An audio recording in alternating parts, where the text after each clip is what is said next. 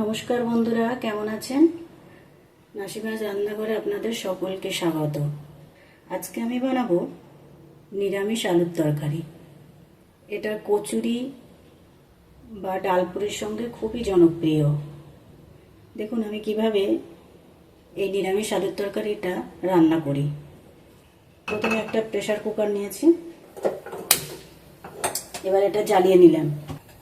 এর মধ্যে একটু জল দিচ্ছি, এই 250 ml এর মতন।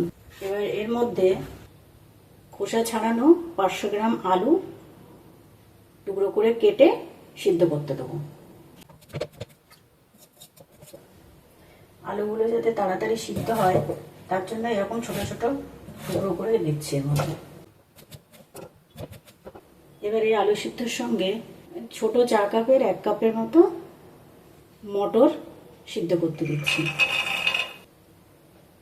এতে অল্প একটু লবণ দিয়ে দিচ্ছি,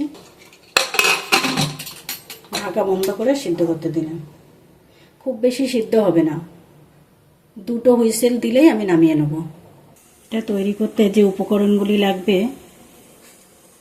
এখানে আছে ফোড়নের জন্য একটু জিরে আর শুকনো লঙ্কা, হিং, কাসুরি মেথি ফ্লেভারের জন্য, এখানে টক মিষ্টি ব্যালেন্স করার জন্য একটু গুড়, এখানে আছে আমচুর, আর এইটা আমি বেটে নেব। 1/2 ইঞ্চি আদা, 1/2 চা চামচ জিরে আর 3-4টে কাঁচা লঙ্কা একসঙ্গে শিলে বাটবো। এই নিরামিষ আলুর তরকারিটা বানানোতে আমি খুব কম উপকরণ ব্যবহার করেছি। এদিকে আলুটা সিদ্ধ হয়ে গেছে, গ্যাস অফ করে দিলাম।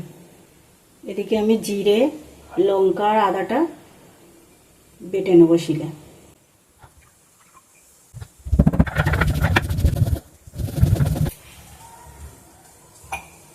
এবার আমি গ্যাসে কড়াইটা বসিয়ে দিয়েছি,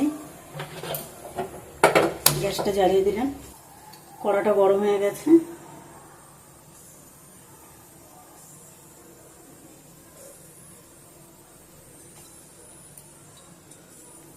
দুই টেবিল চামচ সর্ষের তেল দিয়েছি।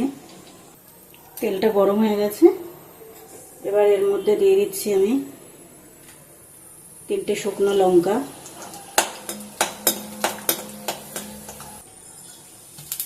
1/2 চা চামচ জিরে আর সামান্য একটু হিং। এবার আমি যে পেস্টটা বানিয়েছিলাম সেই শিলে বাটা মশলাটা দিয়ে দিচ্ছি। দিয়ে দিচ্ছি 1 চা চামচ আমচুর পাউডার।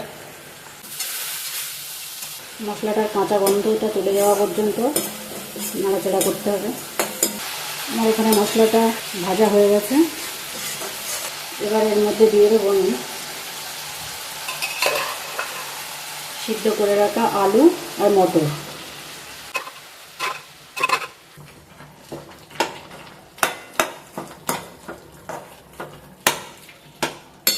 আমি এখন লবণটা দেবো না, কারণ সিদ্ধর সময় আমি আলুতে লবণ দিয়ে রেখেছিলাম।